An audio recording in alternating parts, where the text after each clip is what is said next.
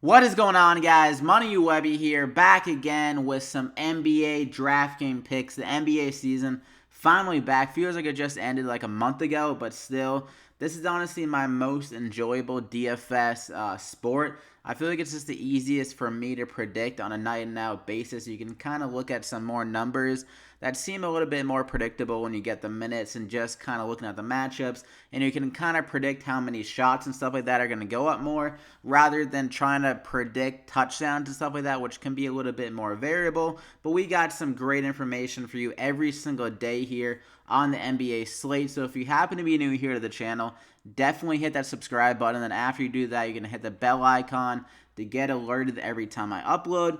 And before we get into it, if you guys could pound that like button, if you're excited for the NBA season to be finally back for DFS, win some money or try to win some money every single night. It's definitely exciting times. Well, this is like the perfect time for sports when you got MLB playoffs, you got the NBA starting off, and then you get the NFL kind of getting into that serious spot where teams start fighting for the playoffs and stuff like that. So definitely my favorite time of the year for sports. But without further ado, let's get into with my first pick of the year. It's going to be Joel Embiid here at 8,800. Really good spot for him, just how Boston is kind of shaped as a team. They kind of force things inside more. They get beat more on the rebounding, especially with Gordon Hayward back now. They have that smaller lineup with Tatum playing at the power forward, so that's going to mean Embiid is going to be going to the post a little bit more, just having some easy two-point scoring ability. And that's kind of what the Celtics want to do. They want to take away the three, be a little bit more analytical about it, and just have you beat them with twos while they're beating you with threes. That's what they're kind of their plan, I think, night out. And we saw that last year in the playoffs specifically with Embiid having crazy good nights, but they still, I think they lost in the series 4-1. So Embiid was still getting his. But the Celtics were winning the game. So that's what they want to do, and I think that will be kind of the situation here again. Embiid, in 8 games against them, he averaged 48 DraftKings points on average, so he definitely has the ability to get around 45-plus DraftKings points here, and at 8,800, I think it's a really good value, a game that should stay close and pretty competitive throughout the whole entire game. So I'm going to go ahead and lock him in there as my first play. And for my second guy, has a little bit of a risk to him because this Warriors game could get ugly. There was some news that Russell Westbrook has been listed out on the game notes from the Thunder, and he's looking doubtful for this game against the Warriors. So I'm imagining this game will get pretty ugly in the second half, and we could see less of Steph Curry, but I think he can do enough damage in the first 3 quarters in the beginning of the fourth to warrant some value at 8,600. He's going to have a really good value against Dennis Schroder, who will get the start, I'm guessing, with Russell Westbrook out. So that's a really good matchup. Schroder really struggles defensively. We saw Curry against the Hawks in 2 games last year, and he went off in limited minutes. Like, he had around 28 points in both of the games, and he had less than 30 minutes, I believe, in both of those games against the Hawks. So he definitely has the ability to go nuclear in just a short amount of time. And like I said, a really good matchup.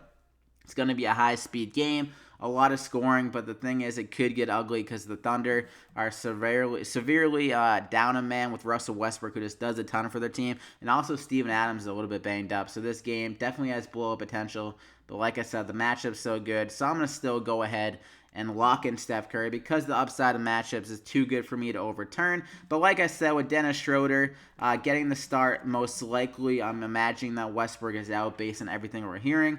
Just an extremely good value with Schroder getting that uptick of minutes with the start. It can definitely fill up the box score, just doing everything that Russell Westbrook could be doing, except that without the rebound upside.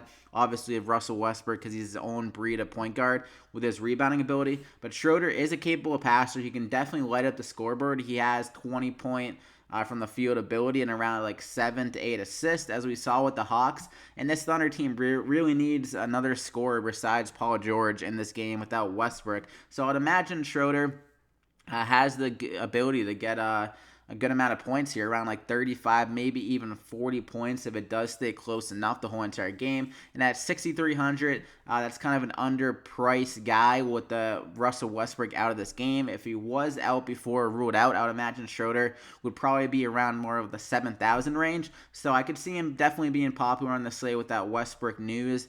But if Westbrook isn't, obviously, then Schroder, he probably wouldn't be on my radar as much. So definitely keep your eye out on the news for that, but I'm taking it as Westbrook is out. So I'm going to go ahead and lock in Schroder as my second guy. And for my fourth guy, Jason Tatum had an extremely good rookie year.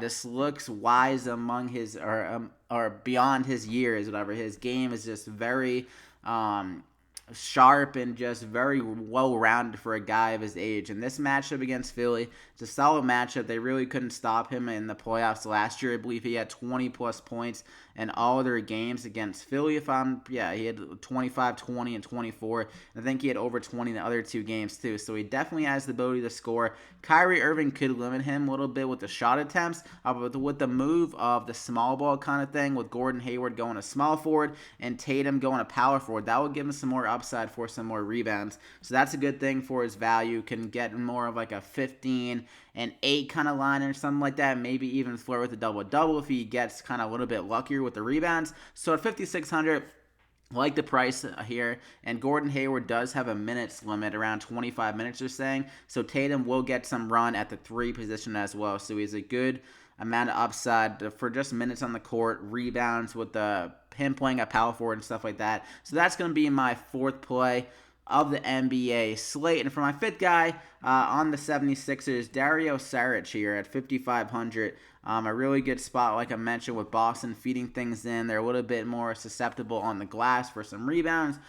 Dario had a really good series against them in the Eastern Conference semis, whatever that was. He had 51, 45 in 2 of the games. He had 30. So even if he has one of those lower games that he had in the playoffs, he's still returning a good amount of value at 5,500. So I think he can give us around 30 DraftKings points. Another guy that could flirt with the double-double with that upside in the glass. And he'll be matching up with Tatum on offense, I would imagine, with Tatum playing the 4 spot. And Tatum isn't sized up enough currently at his stature. Like, he's kind of a lankier guy, so Saric could take advantage of him in the post and just in the offensive glass. So 5,500, and he should be getting some more run with Wilson Chandler still out, a guy that would be coming off the bench for them in the spot, so that's not going to be available for them to turn to Wilson Chandler as much. So a really kind of depleted bench for power forward ability. So Saric should get a good amount of run here.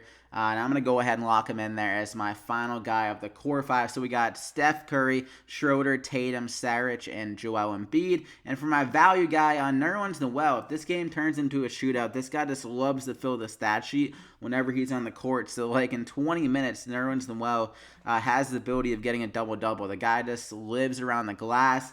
I think he literally just, like, when he gets the ball, I feel like he just throws off the backboard just to get another rebound to add to the stat sheet. So, really good upside if this game does turn into a blowout. Like we saw with the Mavericks last year, he was playing like 20 minutes a game, and he was still putting up a lot of DraftKings points. Has really good upside, and at 3,600, that's an extremely good value. Like, if this game does turn into the blowout, like I said, Noel will probably be playing most of the fourth quarter, and also that's that concern with Steven Adams having that lower back pain.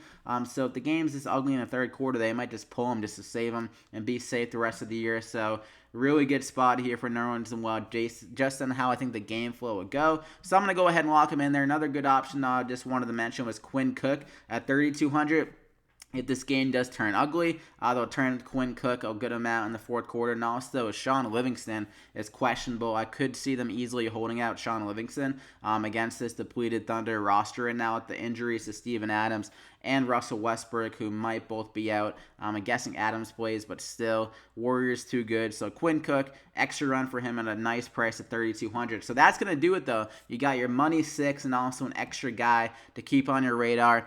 Definitely keep an eye on that Russell Westbrook news, though. I'm imagining he doesn't play based on everything I've seen. So this is what I would do, though, with my plays. So if you guys enjoyed it, be sure to slap a like in the video. Like I said, it really helps me out so I can continue these NBA videos every single day.